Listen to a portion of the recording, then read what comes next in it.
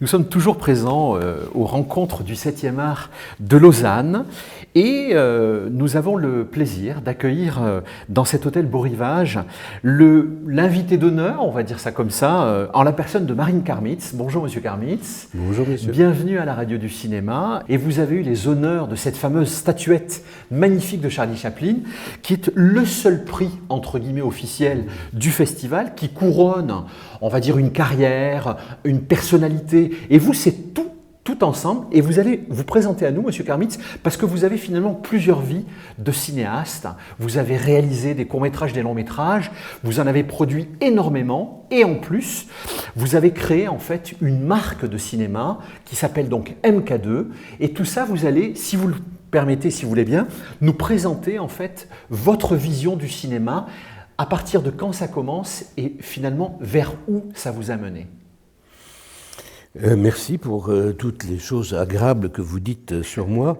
J'ai effectivement été célébré hier soir et j'ai été très touché par cette célébration parce qu'elle était autour de Charlie Chaplin, et que Charlie Chaplin, puisque toute la famille Chaplin était présente, enfin une grande partie de la famille Chaplin. Les deux sœurs en tout cas, Dolores et Carmen. Hein. Exactement.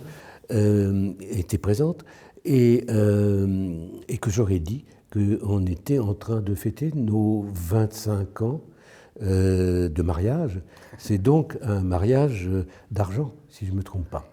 Parce que j'ai commencé à travailler avec les Chaplin il y a 25 ans. Ça, c'est quand même fabuleux. Et donc c'est fabuleux. Ils m'ont fait confiance à MK2 il y a 25 ans. Et donc cette double coïncidence entre mon histoire et la leur m'a évidemment profondément touché. Bien sûr, bien sûr. Alors, MK2 est né en 1974, ça existait un peu avant sous un autre nom qui était MK, mais donc Marine Karmitz 2, puisque le 1 avait déjà été pris. Ça a commencé en fait avec la création d'une salle à la Bastille. Quartier populaire à l'époque, pas du tout aussi à la mode que maintenant. Oui. Moins boboisé. Beaucoup moins. Je crains d'avoir participé à son évolution, dans le bon sens et dans le mauvais sens. Oui. Et j'étais entouré, en face il y avait une salle porno, et à la place de l'Opéra Bastille, il y avait une salle Parafrance qui passait des films de karaté, essentiellement, et des westerns. Grande salle populaire. Et moi, avec mes petites salles art et essai, où il y avait en même temps une librairie, des expositions de photos, de la musique, bref, une autre façon de faire du cinéma, les gens étaient assez surpris au début. Et je passais surtout des films en version originale, sous-titrés. Et ça, c'était très peu... très innovant pour l'époque. Très innovant. Dans la mesure où il y avait une espèce de ghetto au quartier latin où il passait des films en version originale. Oui. Mais c'était quasiment le seul endroit dans Paris qui passait des versions originales sous-titrées. Et donc c'était un élément de plus pour les versions sous-titrées.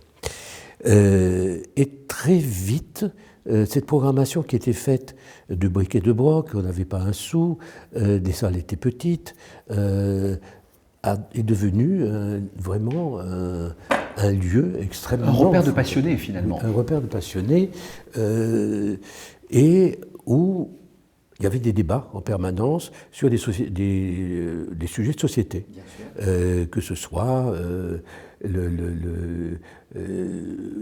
l'avortement, que ce soit l'état de prison, des thèmes forts. Bref, tout ce qui intéressait. Des thèmes forts, qui sont toujours d'ailleurs des thèmes forts et pas résolus.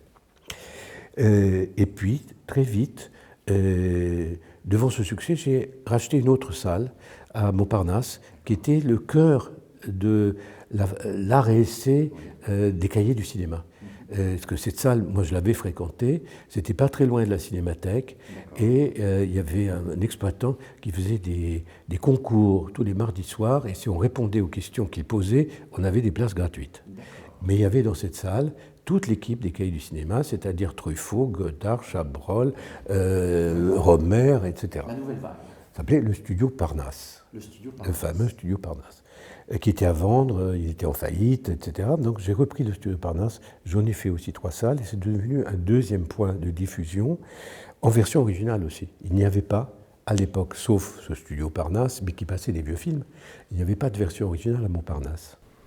Qu'est-ce qui a fait qu'à un moment donné, vous vous êtes dit, je crois que le cinéma, l'émancipation du cinéma passe par l'audace qui est la mienne? Qu'est-ce qui a décidé de ça? En fait, je n'ai pas essayé de faire des salles de cinéma, en particulier à la Bastille, mais un point de ce qu'on appelait à l'époque de contre-culture. C'était un mot à la mode, la contre-culture. C'est-à-dire que pour moi, c'était un lieu d'agitation intellectuelle, d'agitation militante, et donc d'où le mélange entre livres. Vous avez suscité le questionnement finalement, en fait. C'est ça qui est important. C'était, oui, c'était amener les gens à se poser des questions hors cinéma. C'est-à-dire le cinéma dans la société, le cinéma dans la cité. À quoi ça sert le film? C'est d'accord, c'est un spectacle, on prend plaisir, etc. Mais dans mes salles, ce que j'ai souhaité faire, c'est faire des salles où on puisse aussi réfléchir, où on puisse aussi sortir en ayant des combats à mener, assumer certaines responsabilités, etc.